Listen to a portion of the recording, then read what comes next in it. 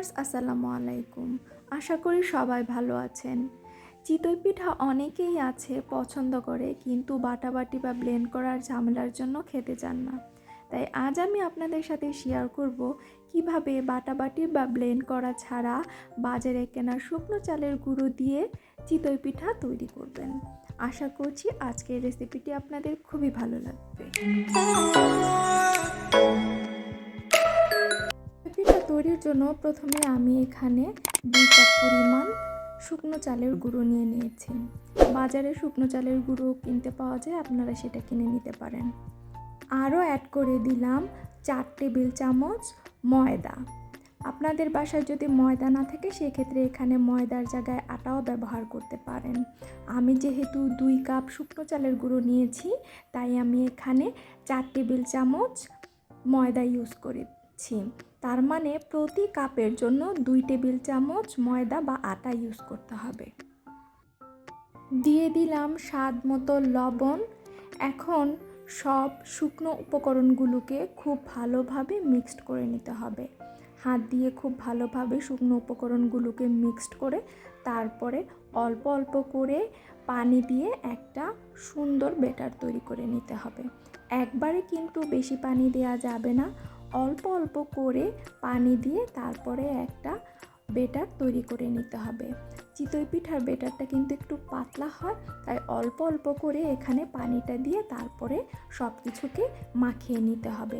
আমি এখানে প্রথমে 1 কাপ পানি নিয়েছি, নিয়ে আমি সবগুলোকে খুব ভালো করে মাখিয়ে নিচ্ছি। আমি কিন্তু এখানে 2 কাপ পরিমাণ পানি ব্যবহার করে এটাকে 1 ঘন্টার জন্য ঢাকনা দিয়ে রেস্টে রেখে দিব। যেহেতু আমি বাটাবাটি বা ব্লেন্ড করা ছাড়াই আপনাদেরকে দেখাচ্ছি যে কিভাবে চিতই পিঠা করতে হবে, তাই এটাকে একটু পানি দিয়ে ভিজিয়ে রেখে অবশ্যই রেস্টে রেখে দিতে হবে 1 থেকে 2 ঘন্টা। এতে করে আপনার চিতই পিঠাটা অনেক সুন্দর ফুলবে এবং নরম হবে। ফিরে আসলাম 1 ঘন্টা পর। এখন আমি এই ব্যাটারটাকে খুব ভালো করে হাত দিয়ে চটকিয়ে মাখিয়ে চিতই পিঠার জন্য একটা পারফেক্ট ব্যাটার তৈরি করব। অল্প অল্প করে পানি দিয়ে সুন্দর একটা ব্যাটার তৈরি করে নেব।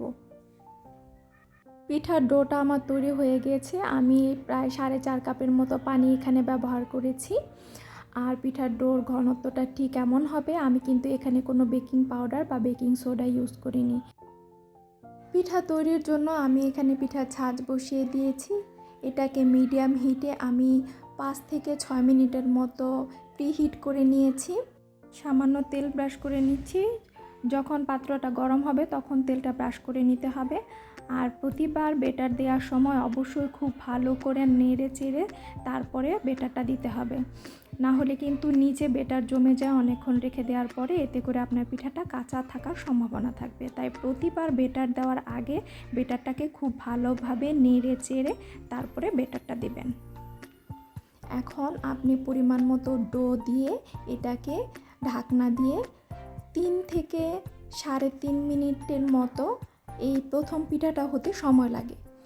দেখুন আমার প্রথম পিঠাটা হয়ে গিয়েছে, কতটা সুন্দর সফট তুলতুলে এবং ছিদ্রযুক্ত হয়েছে। তো বাটাবাটি ছাড়াই যদি এমন সুন্দর পিঠা তৈরি করা যায়, তাহলে কেন আমরা বাটাবাটি করতে যাব। তো এইভাবে করে আমি সবগুলো পিঠা তৈরি করে নেব। আর পরপর পিঠা তৈরি করার পর বারবার ব্রাশ করার প্রয়োজন নেই। সেক্ষেত্রে একটু লবণ পানি সামনে ভিজিয়ে রেখে একটা ন্যাকড়া পাশে নিয়ে নেবেন। লবণ পানি দিয়ে আপনার যে পাত্রটা আছে সেটা মুছে নেবেন, এতে করে নিচে আর পিঠাটা লেগে যাবে না। তৈরি হয়ে গেল বাটাবাটি বা ব্লেন্ড করার ঝামেলা ছাড়া বাজারে কেনা শুকনো চালের গুঁড়ো দিয়ে নরম তুলতুলে সফট চিতই পিঠা তৈরির রেসিপি। আশা করছি আজকের রেসিপিটি আপনাদের ভালো লেগেছে। ভালো লাগলে চ্যানেলটিকে সাবস্ক্রাইব করে পাশেই থাকবেন। ভিডিওটিতে লাইক দিবেন, কমেন্ট করবেন, শেয়ার করবেন।